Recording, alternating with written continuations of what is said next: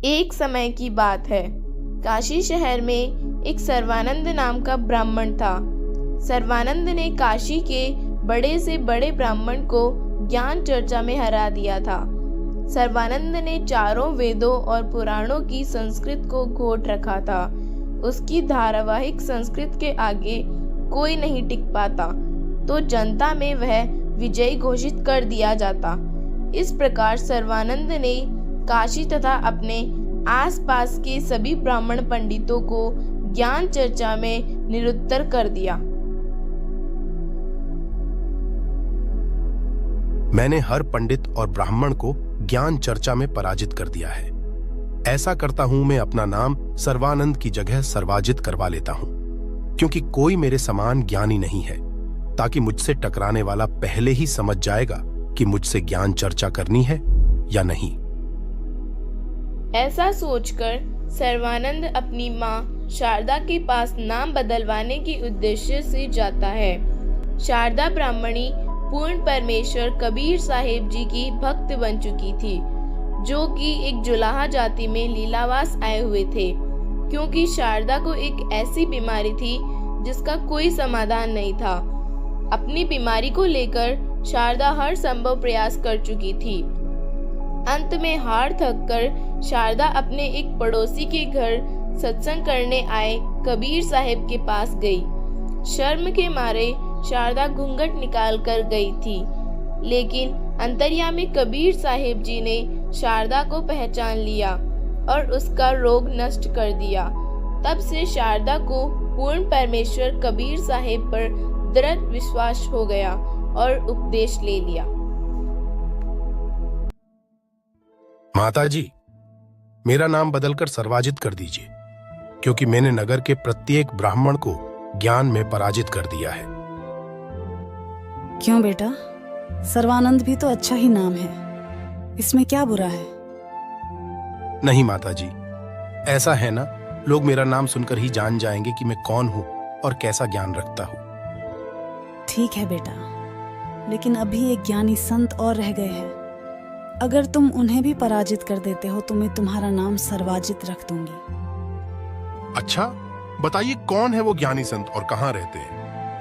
वो महान संत मेरे गुरुदेव है। उनका नाम कबीर साहिब जी है। जुलाहों की गली में रहते हैं। अरे वो अनपढ़ जुलाहा कबीर। आप भी ना माताजी किस संत से उपदेश लिए हो, और उन्हें पराजित करना तो मेरा छोटा सा काम है। मैं अभी गया और अभी आया।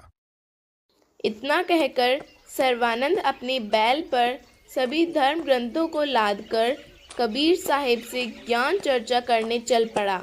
दोपहर का समय था। गर्मियों की तेज धूप थी।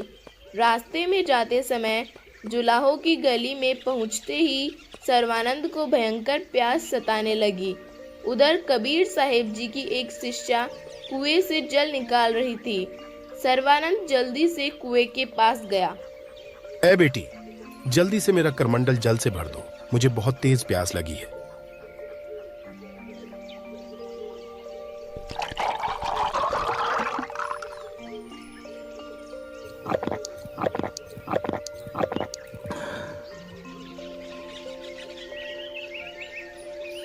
है लड़की, ये कुआं किस जाति के लोगों का है? महात्मा जी, जुलाहों की गली में तो जुलाहों का ही कुआं होता है। तूने पहले क्यों नहीं बताया? तूने मेरा धर्म नष्ट किया है। महात्मा जी, तब तो आपके प्राण निकलने को हो रहे थे, इसलिए आपने इस बारे में पूछा भी नहीं। ठीक है ठीक है, चलिए बता, कबीर का घर कौन सा है? कबीर का घर तो सतलोक है, जहां आप तो क्या पक्षी का पैर भी नहीं टिक सकता, जबकि आपके साथ तो बैल भी है। ज्यादा बात मत बना, चुपचाप बता दे, यहाँ इसी गली में कहाँ रहते हैं? चलिए मेरे साथ, मैं उन्हीं की बेटी हूँ।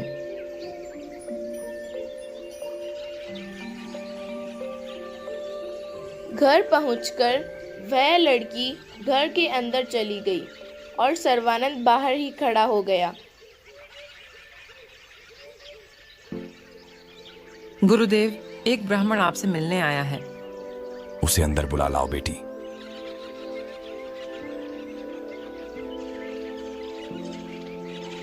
गुरुदेव ने आपको अंदर बुलाया है। पहले मेरा ये करमंडल जल से भर दो।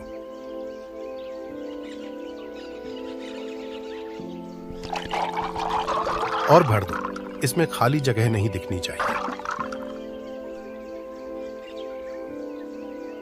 अब इसे ऐसे ही कबीर जी के पास ले जाओ और जो जवाब दे वह मुझे बताना।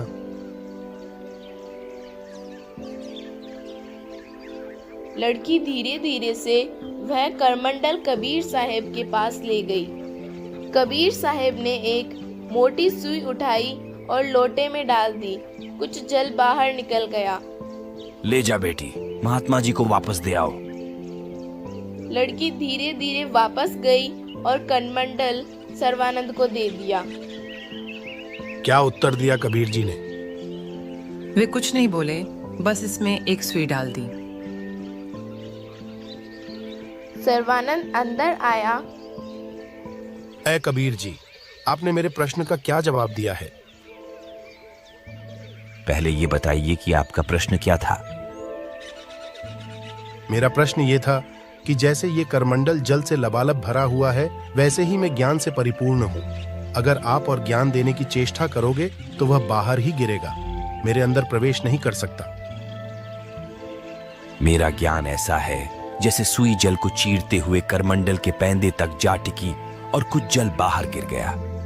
वैसे ही मेरा ज्ञान आपके हृदय में समा जाएगा और आपके नकली ज्ञान को बाहर फेंक देगा। अच्छा, तो करो शुरू ज्ञान चर्चा, उसका तो अभी निर्णय हो जाएगा। करो प्रश्न। कौन ब्रह्मा का पिता है, कौन विष्णु की माँ? शंकर का दादा कौन है? सर्वानंद दो बताए। अरे कबीर जी, आपको तो अभी इनकी स्थिति का भी नहीं मालूम। ये अजर अमर भगवान है, इनका कोई जन्म मृत्यु थोड़ी होता है जो इनके माता पिता होंगे। ये स्वयंभू भगवान है। जरा देखिए अपने पुराणों में, देवी भागवत पुराण के 3 स्कंद में। कबीर जी, आप झूठ बोल रहे हो, ऐसा कुछ नहीं लिखा। सर्वानंद को याद भी था, लेकिन लोगों के सामने कबीर साहब को झूठा साबित करने के लिए पुराण में देखा। पुराण में तीनों देवों की स्थिति के बारे में सब सच लिखा था, लेकिन अभिमान वह स्वीकार नहीं किया। इतना कहकर सर्वानंद संस्कृत बोलने लगा। काफी देर तक बोलता रहा। कबीर साहब ने देख लिया कि इसे मानना तो है ही नहीं और जनता कुछ भी जान नहीं सकती। ठीक है भाई सर्वानंद, आप जीते और मैं हारा। अब जा सकते हो आप। मैं ऐसे ही नहीं जाने वाला। मेरी माँ से शर्त पर मैं यहाँ आया था। मुझे लिखकर स्वीकृति दीजिए कि आप पराजित हो गए हैं। भाई मैं तो अनपढ़ हूँ, आप भी लिख लीजिए। सर्वानंद ने लिख लिया कि आज की तिथि की एक ज्ञान चर्चा में कबीर जी पराजित हुए और सर्वानंद विजयी हुए। ऐसा लिखकर कबीर साहब जी के अंगूठे की छाप लगवा ली और सर्वानंद चला गया। क्या हुआ बेटा, आ गया चर्चा करके? हाँ माता जी, और जीत कर भी आया हूँ। उन्होंने तो जाते ही हार मान ली। अच्छा, तो कुछ लिखवा कर तो लाया होगा, सुनाओ मुझे भी। हाँ माता जी, मैं कच्चा काम थोड़ी छोड़ता हूँ। ये रहा लिखा हुआ, सुनो। आज की इस तिथि को हुई ज्ञान चर्चा में कबीर जी क्या हुआ बेटा, बोल तो सही। रुक क्यों गया, मुझे दिखाना जरा। नहीं माता जी, ये तो उल्टा लिख गया। मुझसे कोई गलती हो गई। मैं अभी वापस जाता हूँ और सही लिख कर लाता हूँ। सर्वानंद वापस आया। कबीर जी, वो क्या है कि मुझसे गलती हो गई। मैं वापस लिखना चाहता हूँ। कोई बात नहीं भाई, वापस लिख लो। सर्वानंद ने वापस लिख लिया। कबीर साहब के दस्तखत के रूप में अंगूठा लगवा लिया। सर्वानंद घर आया। अब सुनिए माता जी, वापस लिख कर लाया हूँ। आज की तिथि की इस ज्ञान चर्चा में कबीर जी। अब क्या हो गया बेटा, यही आकर क्यों रुक जाता है? आगे भी तो बोल। माता जी, वो क्या है कि मैं 2 रात से सोया नहीं हूँ, ज्ञान चर्चाओं में ही लगा हूँ। मेरे से फिर से गलती हो गई। मैं वापस जाता हूँ। मैं लिखता तो सही ही हूँ, लेकिन इसे हो क्या जाता है? कबीर जी, वो क्या है कि मेरी 2 दिन से नींद पूरी नहीं हो पाई है, इसलिए मैं लिखने में गलती कर रहा हूँ। मेरी माँ लिखे हुए को ही मानती है। कोई बात नहीं भाई, एक बार और लिख लो और आराम से लिख लो। सर्वानंद फिर से लिखता है, जो कि अपने आप से सत्य मानता है, दस्तखत करवा लेता है और घर के लिए निकल पड़ता है। अब की बार मैं इससे नजर ही नहीं हटाऊंगा। सुनाओ माताजी, आज की तिथि के शास्त्रार्थ में। सर्वानंद ने इतना ही पढ़ा था कि उसकी आंखों के सामने अक्षर बदल गए। सर्वानंद हैरान रह गया और कुछ भी नहीं बोल पाया। बेटा, मुझे पता है तुम्हारे साथ क्या हुआ है। कबीर साहिब कोई सामान्य संत नहीं है, वे स्वयं परमेश्वर का रूप है। मुझे कितनी भयंकर बीमारी थी और आज मैं बिल्कुल स्वस्थ हूँ। केवल उन्हीं की वजह से आज मैं जीवित हूँ। हाँ माँ, वो तो सब सत्य बता रहे थे, मैं ही अभिमान व स्वीकार नहीं कर रहा था। जा बेटा, अपनी गलती की क्षमा याचना करना और नाम दीक्षा लेकर अपना जीवन सफल कर। ये 2 दिन की महिमा है, फिर न जाने क्या बनेगा तू। आप मेरे साथ चलो माँ, मैं अकेला जाऊंगा तो मुझे शर्म आएगी।